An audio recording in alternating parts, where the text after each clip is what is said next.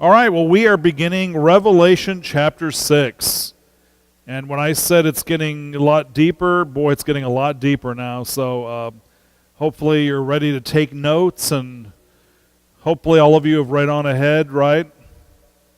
You've read ahead, so you're prepared.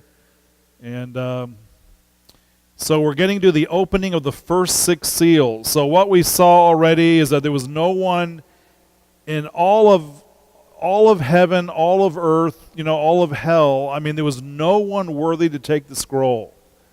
And John begins, weeping, horribly, that there was nobody there. And then somebody said, well, wait a minute, John, behold, here comes the Lamb of God, right? And, of course, Jesus comes, he takes the scroll, and what a joyous occasion. What a joyous occasion that is. So now we're getting into the openings of the seals. And as always, we're going to look at a couple of questions for discussion to get us thinking a little bit. And the first question is the man with the white hat always the good guy? That's why you wear black, huh? Okay. Does good always defeat evil? I'll never forget on one of the original episodes, Star Trek episodes. I'll never forget. McCoy leaned over to Captain Kirk and he said, "I found in my years of experience that evil often wins over good, unless good is very, very careful." And I think that's true. I mean, the good should prevail in the long run, but in the short run, very often evil prevails, right? What is a preterist? We've talked about that before. It should be a word that you know the meaning of. It should just instantly roll off the tip of your tongue. Remember that word? Yeah, the preterist view, right? The preterist view is that all these things in Revelation have already taken place. Then you have the futurist view, and it depends on which extreme you take them to, obviously, but you have the futurist view that all these things are yet to take place. But then you had Pastor Herb's view, which is always correct, and that is some of these things have happened and some of these things have not happened. And so we have to kind of be careful to discern what has happened and what hasn't happened. So, again, we're going to look at the preterist view as well. Doesn't make any sense to me, but whatever. Should we seek vengeance towards those that have harmed us? Why not? But isn't God in charge? And couldn't he just open that door of opportunity where you can just smack the tar out of somebody?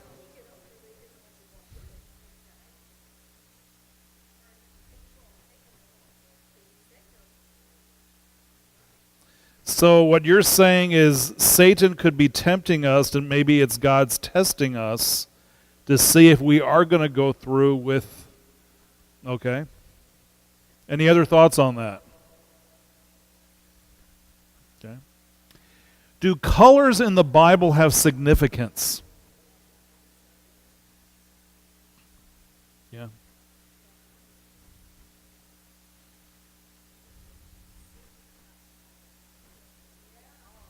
Mm-hmm. Well, that's a very good point. If we think about colors, you'll never anywhere see in the Bible where somebody writes, on this particular day it was an unusually blue sky. Or, boy, the Sea of Galilee was just a brilliant emerald green that day. Or, you never see descriptions of that nature. But when it comes to specific things like the tabernacle, and every little detail of that tabernacle, every color, all the symbology, everything there was just, it's specific and it's very important, okay? So, for example, what might white mean? Purity. right? That's usually what we think of as purity. What about red? Anger, blood.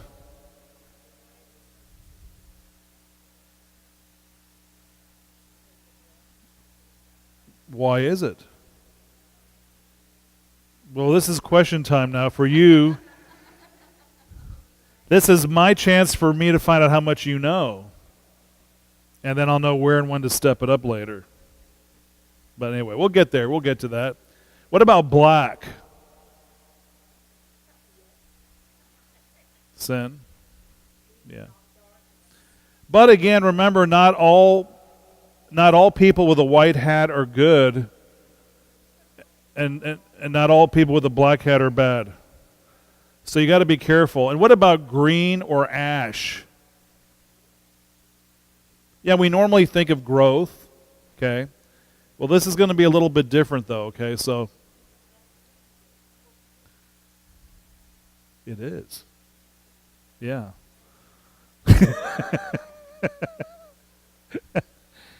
Yeah, we're going to have to step this one up quite a bit. Okay, the introduction to the seven seals, okay? Okay, the first view is what is called the traditional or linear view. And the second view is called the parallel view. And depending on which view you take makes a whole big difference as to how we interpret this stuff, okay? In the traditional view, the seal, trumpet, and bowl judgments run consecutively. Okay, so for example, you have the seven seals, and right when you get to the seventh seal, that also initiates the seven trumpets. And right when you get to the seventh trump, that initiates the first bowl. Okay? So they run consecutively, so you've got 7, 7, and 7 like that, okay? When 7 times 3 is what? 21, so that's 21 judgments, okay? Now if we look at the parallel view, they believe that the seal, trumpet, and bowl judgments run concurrently. So we have the first seal, and then the blowing of the first horn, and then the pouring of the first bowl. And then likewise the second seal, the second trumpet, and the second bowl. Now, which one is which? That's a toughie. That's a real toughie because, you know, they both have good points, they both have bad points. Okay? And I'll get into that in just a minute, okay? I'm not trying to shirk that, okay? But let me just throw something else in there. Remember last week we talked about the rapture? How many of you were not here last week? Any of you, a couple of you were not here last week? We talked about the rapture last week, and we talked about a pre-tribulation rapture, a post-tribulation rapture, a mid-tribulation rapture, which some might also call a pre-wrath rapture, and we also talked about a three-quarters trib rapture, okay? And this is kind of an example of the three-quarters trib, okay? You've got what we call the 7-year tribulation, which also known as the 70th week of Daniel. You've got the 7 seals being opened, and then, of course, the 7 trumpets. And right when you get to the 7th trump, that is when some believe that that the rapture of the church is going to take place. Okay? That could be it. That might be it, okay? Because Scripture does say that there's going to be a blast of a trumpet, right? It says that there's going to be a blast of a trumpet. But I would just submit to you that there's a lot of trumpet blasts in heaven. And just because it's the 7 trumpet blast of judgment doesn't mean that that is the trumpet blast for us to be raptured. Maybe it's the same, maybe it's not the same. We can't prove it one way or another. So if we can't prove it, what do we call it? No, if we can't prove it, we'll call it theory. Okay, prophetic theory. So we have certain things we know as prophetic fact. When the rapture kind of takes place, we really don't know. There's different arguments there. That would be prophetic theory. And in a moment, we'll talk about speculation as well. So going back to these judgments, the parallel or non-traditional view, okay, that was that second one that we saw over here. It seems logical, especially when you consider the continuity in the similarity of the judgments. So in other words, when you look at what happens when the first seal is opened, and you look at what happens when the first trumpet is blown, and you look at what happens when the first bowl of wrath is poured out, there's similarities, okay? And the same thing, you go to the second seal, the second trumpet, and the second bowl, a lot of similarities, okay?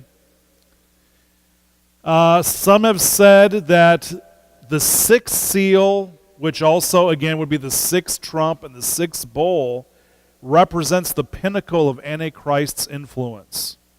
And again, that makes sense. It all sounds good. But just remember, just because it sounds good and teaches good and maybe even preaches good doesn't mean it's always right. Okay? We've got to always be able to prove what we say.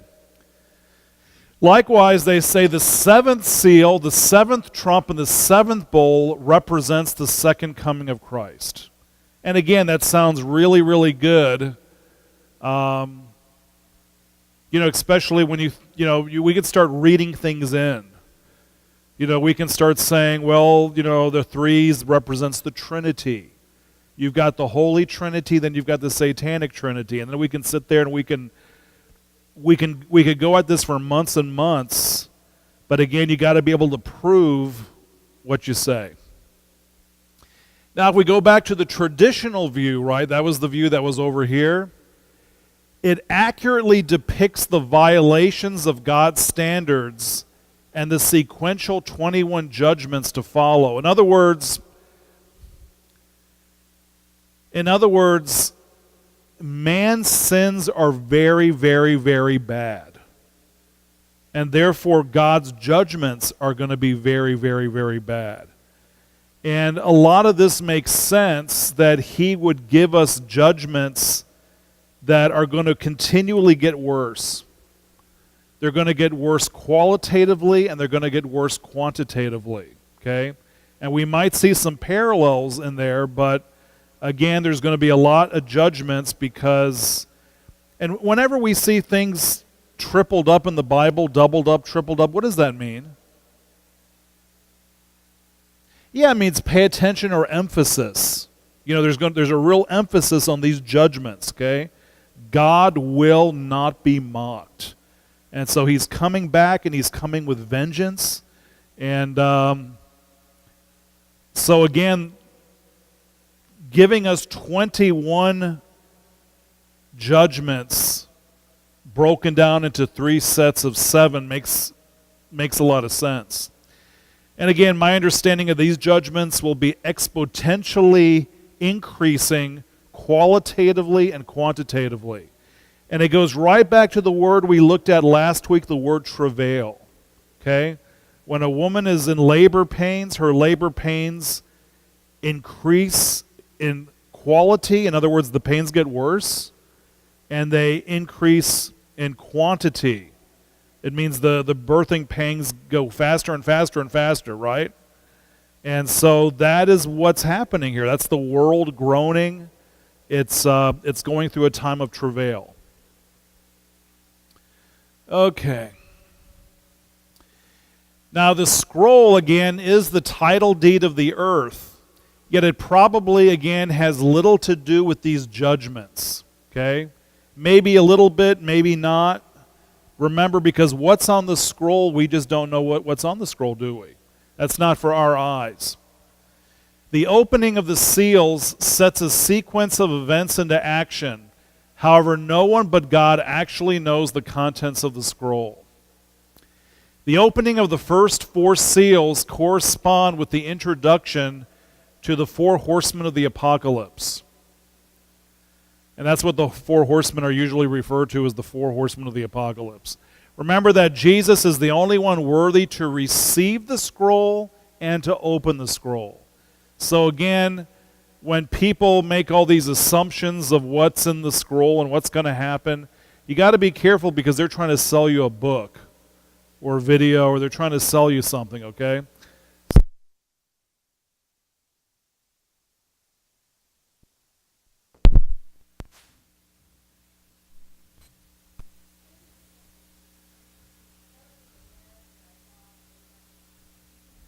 Okay.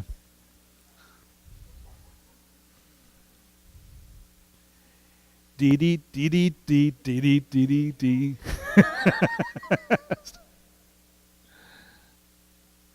So while we're booting back up again, is that scary? The four horsemen of the apocalypse? And we hear about it, we see stuff about it on TV and in movies, and is that something that's scary? Yeah. Because you remember when Jesus went into Jerusalem, he went in a very special way the last time. He went in riding in on a donkey. And a lot of people say he rode in on a donkey because he was being humble, but that's not really what it means. He rode in what's called a Davidic entry. In other words, when King David would conquer a city, and that city was conquered, remember, his soldiers would go in on horseback, and they would conquer a city, because that meant war. But once the city was conquered, it was now a time for peace. And so here the king would enter in at the end on a donkey, okay? That was the Davidic entry, okay? And so here we're not seeing the four donkey riders of the apocalypse. These are horsemen. So just by virtue of the fact that they're horses means we're dealing with war. Okay? Oh, here we go. Yeah. All right. We're dealing with war. Now, again, a lot of these events here in heaven that are symbolic. A lot of the events that are taking place on earth are literal. When we get a little bit further into this chapter, we're going to be able to see where some of the events in heaven are lining up with some of the events on earth. But I would just remind you to be very careful with that. Because again, when we're dealing with heaven, we're dealing with a place where time doesn't exist. It is a state of timelessness, where on earth we're dealing with linear time. And so when you try to match up events in heaven and earth, they're not always going to match up, okay? So then we can start getting really confused and start making interpretive mistakes. So I'll begin reading, okay? I'm going to read the whole chapter, okay? Revelation chapter 6, beginning in verse 1. Now I saw when the Lamb opened one of the seals, and I heard one of the four living creatures saying with a voice like thunder, "Come and see." And I looked, and behold, a white horse. He who sat on it had a bow, and a crown was given to him, and he went out conquering and to conquer. When he opened the second seal, I heard the second living creature saying, "Come and see." Another horse, fiery red, went out, and it was granted to the one who sat on it to take peace from the earth, and that people should kill one another, and there was given to him a great sword. When he opened the third seal, I heard the third living creature say, "Come and see." So I looked, and behold, a black horse, and he who sat on it had a pair of scales in his hand. And I heard a voice in the midst of the four living creatures say, "A quart of wheat for a denarius, and 3 quarts of barley for a denarius, and do not harm the oil and the wine." When he opened the fourth seal, I heard a voice of the fourth living creature saying, "Come and see." So I looked, and behold, a pale horse, and the name of him who sat on it was Death, and Hades followed him, and power was given to them over a fourth of the earth, to kill with sword, with hunger, with death, and by the beasts of the earth. When he opened the fifth seal, I saw under the altar the souls of those who had been slain for the word of God and for the testimony which they held. And they cried with a loud voice, saying, How long, O Lord, holy and true, until you judge and avenge our blood on those who dwell on the earth? Then a white robe was given to each of them, and it was said to them that they should rest a little while longer until both the number of their fellow servants and their brethren who would be killed as they were was completed. I looked then, he opened the sixth seal, and behold, there was a great earthquake, and the sun became black as sackcloth of hair, and the moon became like blood. And the stars of heaven fell to the earth, as a fig tree drops its late figs when it is shaken by a mighty wind. Then the sky receded as a scroll when it is rolled up, and every mountain and island was moved out of its place. And the kings of the earth, the great men, the rich men, the commanders, the mighty men, every slave and every free man hid themselves in the caves and in the rocks of the mountains. And he said to the mountains and rocks, Fall on us and hide from the face of him who sits on the throne and from the wrath of the Lamb. For the great day of his wrath has come, and who is able to stand? So that is chapter 6. So let's begin by looking at commentary on verses 1 and 2.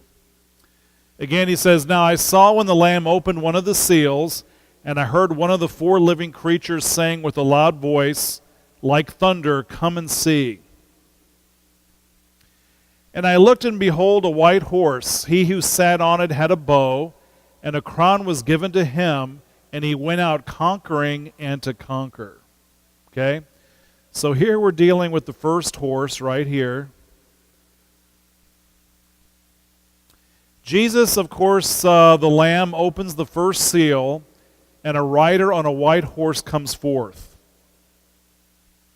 The color white often represents purity. Isn't that what you all said? So this could symbolize a time of peace or the appearance of peace. However, this white horse is here to conquer. Okay? So not everybody with the white hat is always good, right? Or the white horse. He has a bow, but there is no mention of arrows. So that's kind of weird, because usually you always hear somebody that has a bow and arrows. You know, it always goes together, bow and arrows. You never say, oh, he has arrows, or he's got a bow. You always say, oh, he's got a bow and arrow. You know, that's what you say, right?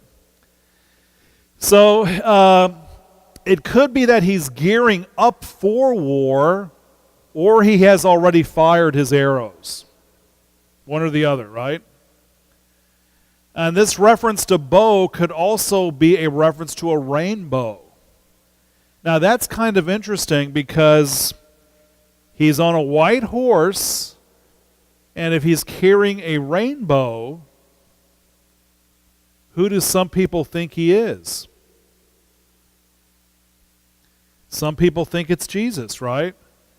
And we're going to see in Revelation, I think I got it written up there somewhere, Revelation 19, that Jesus will come with a white horse, won't he?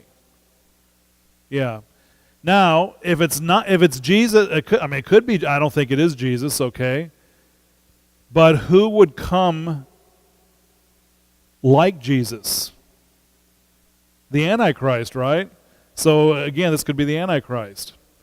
Notice that he doesn't go out to conquer until he receives his crown. Then he goes out to conquer, right? Now that crown is the Stephanos, and we know that there are at least 5 Stephanoses that we can possibly earn as Christians. And of course, one day we're going to lay those Stephanos right at the feet of Jesus because he really is worthy, right? Not us, but he's worthy. But we know that primarily Jesus is going to wear 2 primary types of crown. Anybody remember what those crowns were?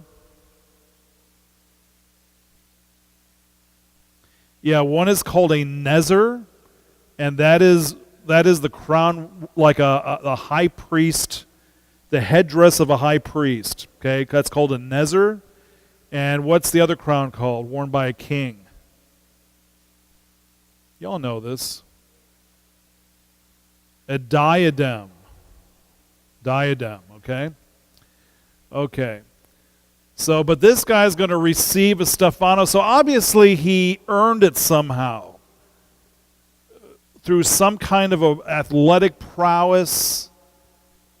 Maybe it's the Antichrist who, remember they try to kill the Antichrist and he comes back to life. Maybe that's when they give him the Stephanos. Maybe he's already won some kind of great battle and they present him with the Stephanos. But either way, that Stephanos that he receives is now allowing him to go to the second level and begin a time of conquering other lands. Jesus appears on the white horse, Revelation 19:11. Again, so this, I don't think it's Christ. I think rather it might be the Antichrist, okay? But we'll see. One day we really will see, right? We'll know for sure. Now, this is the preterist view, okay? This is the view that these people say that all this stuff has already happened. They say that a man by the name of Nerva succeeded the Emperor Domitian at the very time when the book of Revelation was written. He reigned in AD 96 for barely 1 year, but then 3 months before his death, he named Trajan, his colleague, to be his successor. Trajan's ascension to the empire seems to be the dawning of the seven seals. And he went forth conquering. In other words, he went forth from victory to victory, from one to another. And in the year 108, he went east to conquer Armenia, Assyria, Mesopotamia, and the countries beyond the Tigris. And we find no emperor like him for making such conquests. Now that is the preterist view. But I do have some problems with that. My biggest problem is if that already happened 2,000 years ago, then why aren't we with Jesus now? Or why is Jesus not here with us now? Well, not the personal way he's going to be with us, right? You know, he is via his Holy Spirit, right? But again, where's the peace? Where's the rule of Christ for 1,000 years? I mean, you know, why are we still waiting? I mean, shouldn't this already be going down by now? So again, I have a problem with this view. Doesn't make any sense. That's my problem. Okay, verse 3 and 4. When he opened the second seal, I heard the second living creature saying, "Come and see." So we've got the white horse, and then we're going to go here to the red horse, right? Another horse, fiery red, went out, and it was granted to him, the one who sat on it, to take peace from the earth, and that people should kill one another, and there was given to him a great sword. Now upon opening the second seal, a red horse appeared, and there was war. And this signifies the desolating judgments which accompany the sword of war, or bloodshed, whatever way you want to word that, with persecution and death. Some believe that this represents war with Russia and or China. Now here's the deal. If somebody says that this possibly represents war with Russia or China, what do we call that? Well, going back to our speculation. Yeah, because we have prophetic fact, and then we have prophetic theory, but now when we try to line it up with current day events, we call that prophetic speculation. Maybe the prophetic speculation is true, and then again, maybe it's not true. We just don't know, okay? You know, that's one good thing if you ever go to college and you have to write all these papers. You have to do research. First of all, the professor does not want your opinion. They don't care about your opinion. You make a thesis statement and you got to back up your thesis statement, and you got to have as many references to back that thesis statement up, you know. The professor may want 7 references or 10 or 20, and they've got to be real academic references, you know. You can't, trying to think of some hokey, Right, it can't be Billy Bob's book down the street. I mean, it has to be a real academic reference, right? And if you don't have it, you start failing the class, you know. So, I mean, you got to always be able to back up what you say. You can, yeah. Yeah. Oh, I've been interviewed before. I've been interviewed for stuff, and one guy said to me, well, this girl called me one time and wanted to interview me, and so I interviewed her over the phone, and then like the next day or two, her dad calls me, and her dad was a lawyer. And he said, man, I really appreciate you helping my daughter, and this is my name and my private number. He says, anytime you need anything, you just call me. I lost the name. I lost the name and number. Hey, man. Yeah, but anyway, okay. Again, we just don't know. We don't know. Okay. Given to the writer was a great sword, and it's kind of interesting because who gave him the sword? You know, for someone to give you a sword, it's got to be somebody greater than you. So who would give him the sword? Would it be God?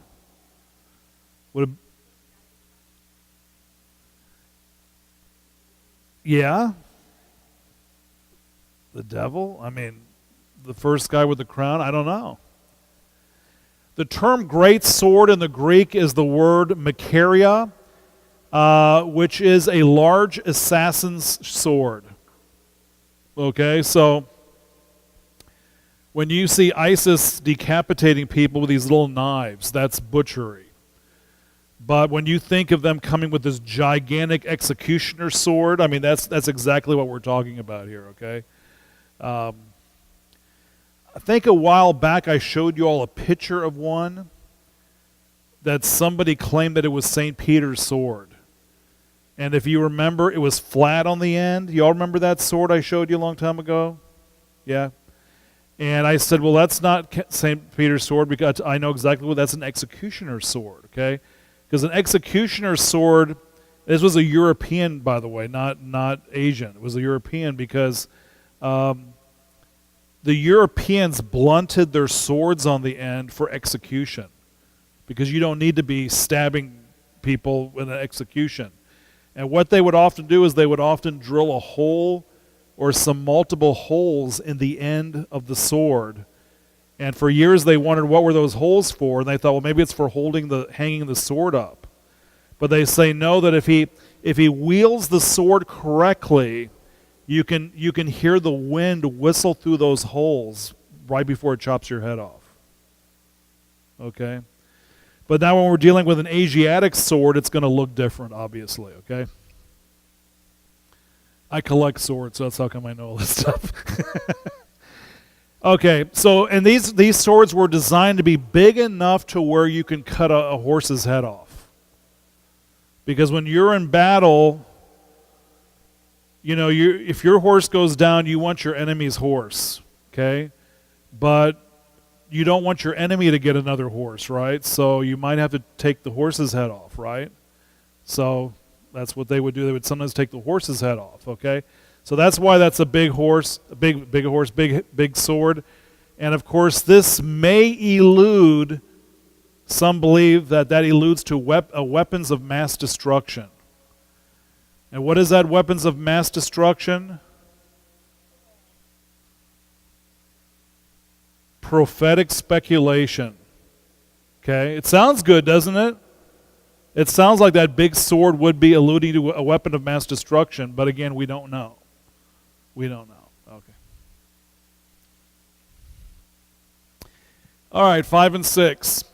When he opened the third seal, I heard the third living creature say, "Come and see."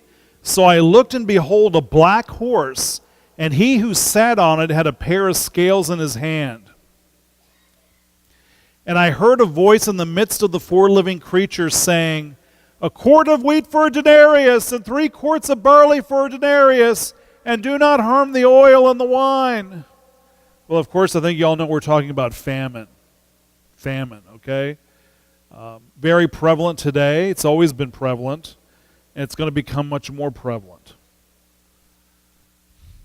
The third seal was opened, and John saw a black horse and its rider, which represents famine. 1 quart of wheat would be enough for only one person for a day. Yeah, that's like the bare minimum, okay? 3 quarts of a less nutritious barley would be barely enough for a small family. Normally this grain would cost only a few cents, but now it's a day's wages. So now you labor all day long and you end up with a little handful of grain or a little handful of barley. That's all you get. So famine will inflate prices to at least 10 times their normal level. The roots of olive trees and grapevines go deep and would not be immediately affected by a limited drought. So we're talking about a substantial drought that's going to last for a while, right? Denarius, again, is 1 day's average wage. Scales represent commerce, right? You know, I bet you use a scale maybe every week and don't even realize it. Can anybody think of me of an example of using a scale? Hey, that's a good. Yeah. You know, a lot of people don't think about it, but every time you pump gas, I mean, that is a scale. And it's telling you how much that gas costs a gallon, right? And it measures it out right to the very ounce. You know, right to that little ounce. It measures everything. Everything gets measured, you know. And, you know, sometimes we don't even think about it. You know, we just pump and go, and we don't even think about it. But we use scales every day. And like you said, the fruit aisle at the store. Suddenly, all these staples will become luxuries and will be rationed out. So, like I always say, if you see something major going down in Israel, it's not going to hurt for you to buy extra groceries. Right? Okay. Now, one interesting thing, and I know that, Debbie, I know you're a horse person. I read, huh? Okay. I read that a truly black horse is very rare. Yeah, because usually it's like a dark brown. It looks black, but it's like chestnut or...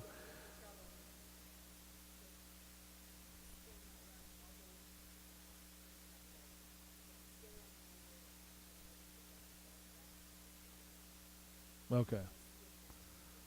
Okay. Yeah, so a truly black horse is quite rare. So we had the white horse, and we had the red horse. Now we've got the black horse. Pretty horse, huh? That's a beast. Wow. Okay, 7 through 8. When he opened the fourth seal, I heard the voice of the fourth living creature saying, "Come and see." So I looked, and behold, a pale horse. The name of him who sat on it was Death. And Hades followed with him, and power was given to them over the fourth of the earth to kill with the sword, with hunger, with death, and by the beasts of the earth. So let's talk about that.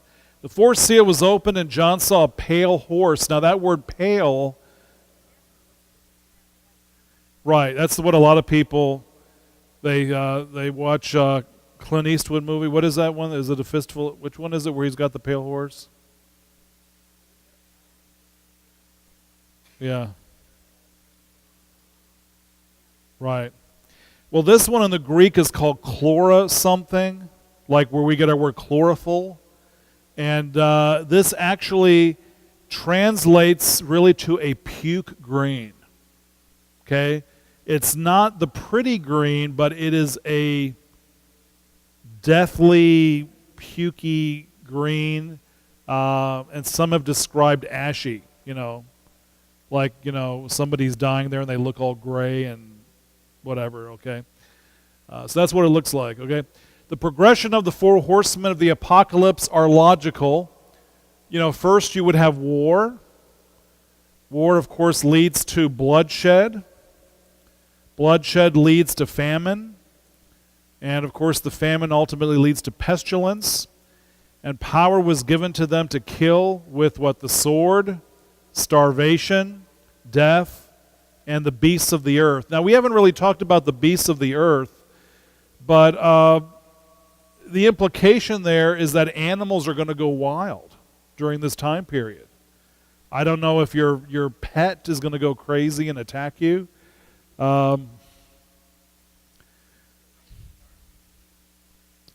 That's a good point. Recently there was a cougar, I think it was like 80 pounds underweight, and it attacked and killed a bicycler.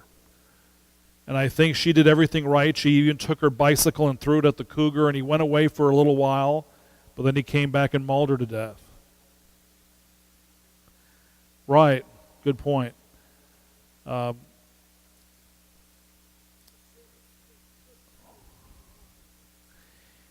Yeah, and a lot of times we think of these big beasts. We think of, wild boar and bears and stuff like that. The dogs and the cats. And what a lot of people don't realize is how dangerous rats are.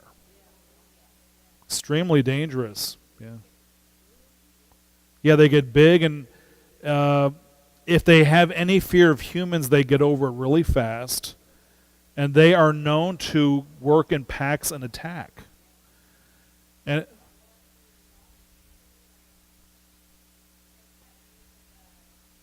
form of torture, yeah. Yeah. Yeah, I've heard a couple stories of that, but I better not talk about that. But yeah. Yeah, because rats can chew through wire, metal wire. They can chew through cement. They can chew through anything. Yeah. So it's bad. It's going to be bad. Bad situation. And of course, large numbers of people will die and go to hell during this time period. So we're running out of time. Let's squeeze a couple more, and then we'll have to end it. When he opened the fifth seal, I saw under the altar the souls of those who had been slain for the word of God and for the testimony which they held. And they cried with a loud voice, saying, How long, O Lord, holy and true, until you judge and avenge our blood on those who dwell on the earth? So on the opening of the fifth seal, John saw the souls of the martyrs in heaven under the altar. That must be kind of weird. Here you're in heaven and you look under the altar and here's the souls down there. And what they're doing, it's kind of reminiscent of the Old Testament, the ritual of animal sacrifice, whereby the blood of the slaughtered animals was poured out at the base of the altar. And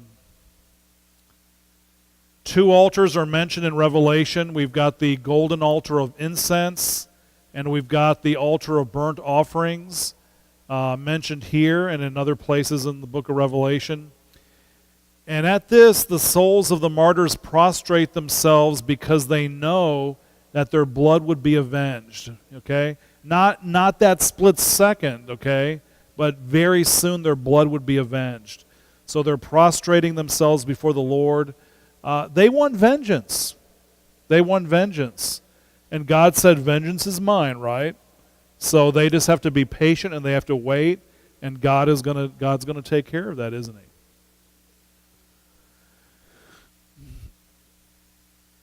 Should be, yeah. They cry out, O Lord, holy and true. And the Greek words signify that the Lord is the master of the family. Okay, so of our family, he's our master. It is beautifully used by those who are part of God's household. Their plea is called an imprecatory prayer. That's a good word if you like theology. That's a good word, imprecatory. It means that they're calling for judgment upon those who persecuted and killed them. So have you ever prayed, and it's not that you wanted to pray something bad on anybody, but maybe you were hurt very badly by somebody, and you prayed, well, God, I don't want fire to fall down upon them, but if it happens to fall down upon them, I'm not going to cry over it. Have you ever been mad at somebody or hated somebody to that point where you prayed for God to pour out judgment upon them? Yeah. Well, you will find in many places in the Bible, you will run across these imprecatory prayers, which is, again, it's a plea to God asking for his judgment upon somebody else. Okay? So, is it biblical? Yeah, it's biblical, right? And obviously, they can't do anything, but Jesus is going to do something. Jesus is going to take care of it. Both the holiness and truth of God require him to execute judgment and vengeance. Okay? If God is holy and true, he's got to do it. Okay? If he doesn't do it, he's not holy and true. So he's going to do it. And the prayers of the martyrs will turn into prayers of thanksgiving. But for now, they must wait until their number is complete. So we got more people on earth. They're preaching Jesus. They're being martyred. And until that number is complete, okay, that's what we're waiting for. Then Jesus is going to come back and he's going to take care of it. Isn't that nice to know? I don't think so. Not yet. Always keep your eye on Israel. Keep your eye on Israel, and when you see that mosque going down, then you better say, "Oh man, time to go grocery shopping," and start praying.